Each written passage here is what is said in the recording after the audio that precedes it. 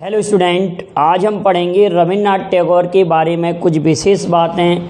और 7 मई को रविन्द्रनाथ टैगोर का जन्मदिवस पड़ता है। उसी अवसर पर मैं इस वीडियो को आप लोगों के लिए बना रहा हूँ। अपलोड मैं कभी भी कर सकता हूँ, आगे पीछे किसी भी दिन इसको अपलोड कर सकते हैं। 7 मई को उनका जन्म हुआ था, जन्मदिवस मनाया जाता है रविन्द्रनाथ टैगोर का। तो रविन्द्रनाथ टैगोर के बारे में पहले कुछ बेसिक बातें जानें कि रविन्द्रनाथ टैगोर कौन थे। रविन्द्रनाथ टैगोर महान साहित्यकार, अच्छे कवि, पेंटर, ड्रामेटिक मतलब ड्रामा लिखने वाले और काफ़ी विशेषताएं थी उनमें रविन्द्रनाथ टैगोर में। उनकी विशेषताओं की हम चर्चा नहीं कर सकते। एक जीनियस व्यक्ति थे रविन्द्रनाथ टैगोर। तो उनके बारे में हम कुछ बातें जानते हैं जो एग्ज़ाम के लेवल से ज़रूरत है, पॉइंट ऑफ व्यू से आपको ज़रूरत पड़ेंगी। उन्हीं पॉइंटों को हम डिस्कशन करेंगे यहाँ पर। आप बड़े ध्यान से उनको नोट भी करिए। एक पॉइंट तो ये बनता है कि पहला गैर यूरोपीय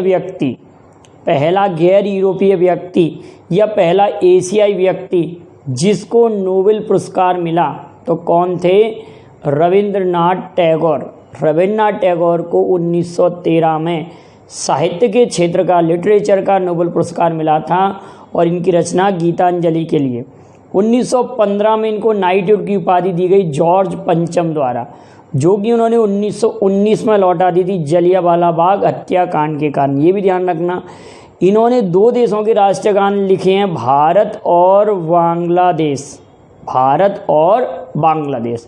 श्रीलंका के राष्ट्रगान लिखने में इन्होंने मदद की है। ये भी कहा जाता है कि श्रीलंका के राष्ट्रगान लिखने में मदद की है। इनको कवि गुरु, विश्व कवि, गुरुदेव कहा जाता है। तो ये सब बातें हम पढ़ते हैं रविन्द्रनाथ टैगोर के बारे में।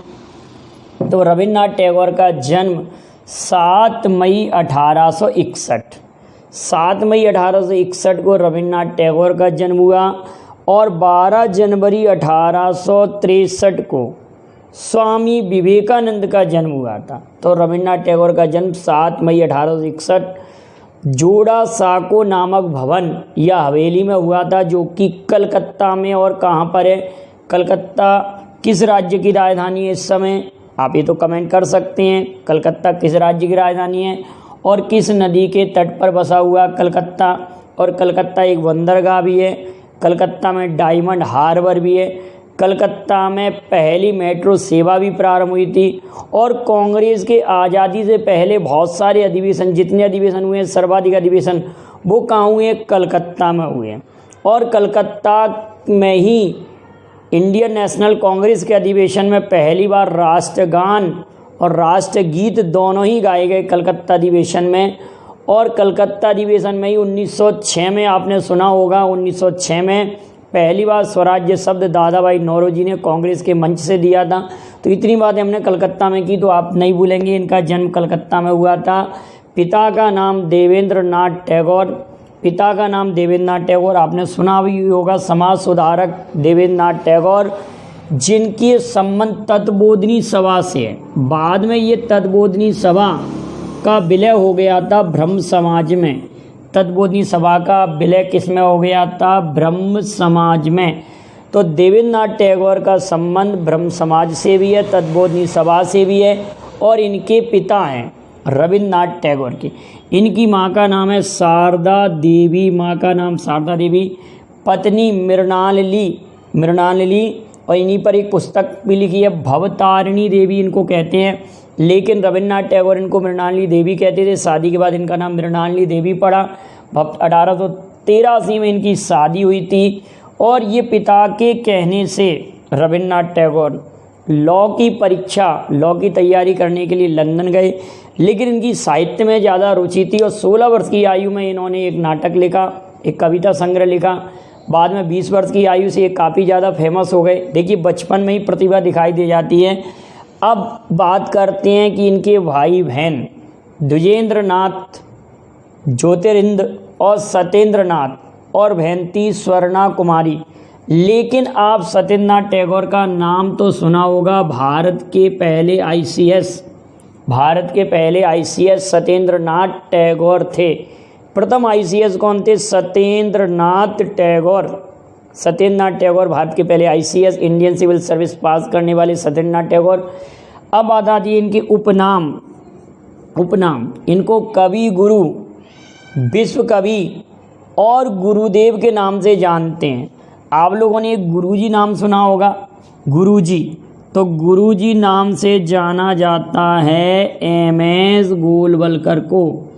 एम.एस. गोलवलकर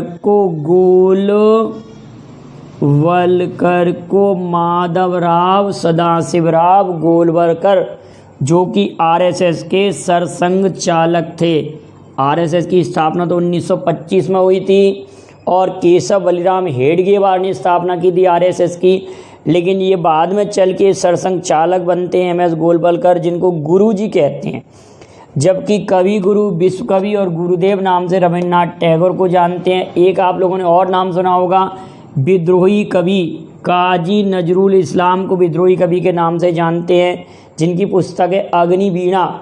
विद्रोही कवि काजी नजरुल इस्लाम और गुरुजी एम.एस. गोलवलकर।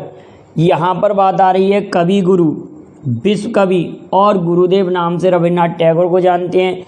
रविन्द्रनाथ टैगोर को गुरुदेव नाम किसने दिया, ये क्वेश्चन बन सकता है, तो याद रखेंगे महात्मा गांधी ने। और रब्बी बाबा, रविन्द्रनाथ टैगोर को रब्बी बाबा कौन कहते थे, तो अल्बर्ट आइंस्टीन। अल्बर्ट आइंस्टीन से मुलाकात उनकी 1930 में हुई थी। अल्बर्ट आइंस्टीन से मुलाकात 1930 में हुई थी और रब्बी बाबा नाम से इनको कहते थे, अल्बर्ट आइंस्टीन। और महात्मा गांधी इनको गुरुदेव कहते थे।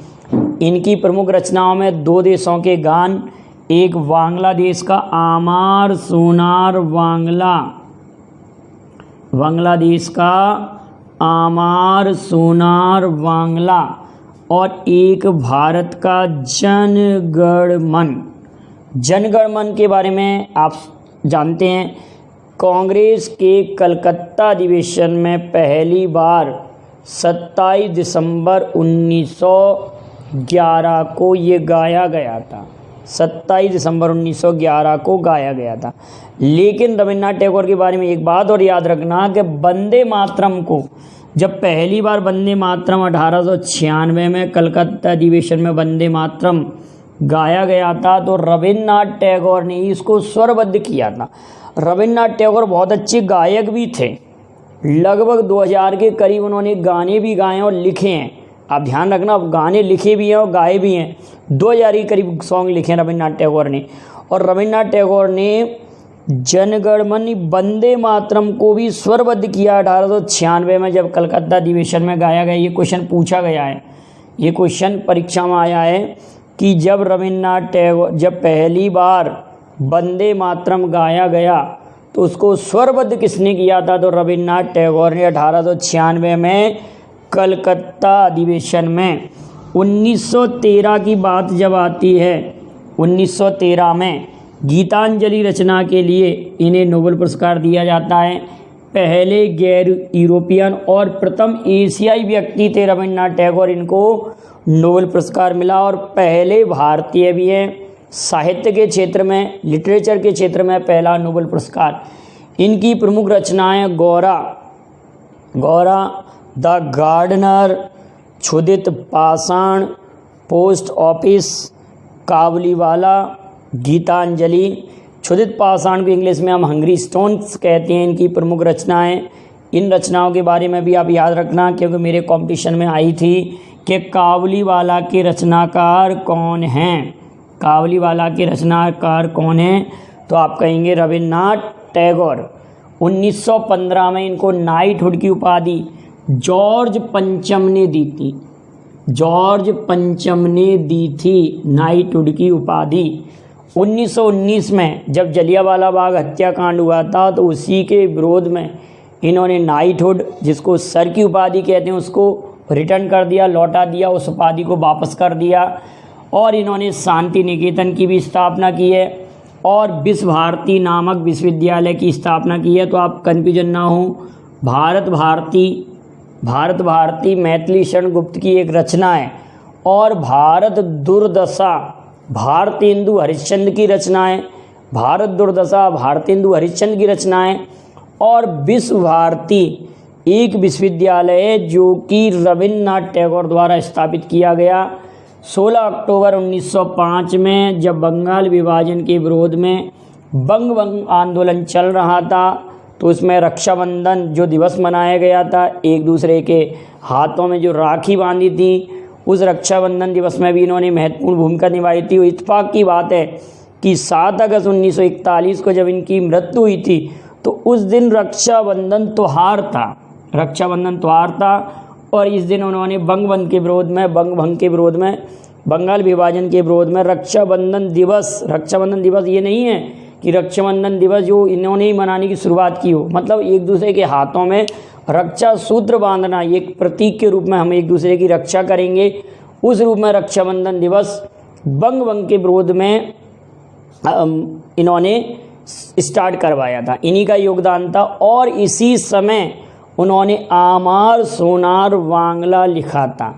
जो बांग्लादेश जब देश बना 1971 में जब बांग्लादेश बना, तो 1972 में आमार सोनार बांग्ला को बांग्लादेश ने अपने गान के रूप में स्वीकार किया था। और श्रीलंका के राष्ट्रीय गान लिखने में भी इन्होंने मदद की है। तो इतने महत्वपूर्ण व्यक्ति थे रविन्द्रनाथ टैगोर, ये कुछ महत्वपूर्ण जानकारी थी। आपको अगर वीडियो अच्छा लगा है तो अपने दोस्तों के बीच में शेयर जरूर कीजिए, और जो पहली बार चैनल से जुड़े हैं वो मेरे चैनल को सब्सक्राइब करें, और आप इसका स्क्रीनशॉट ले लें। Thank you very much. जय हिंद, जय भारत।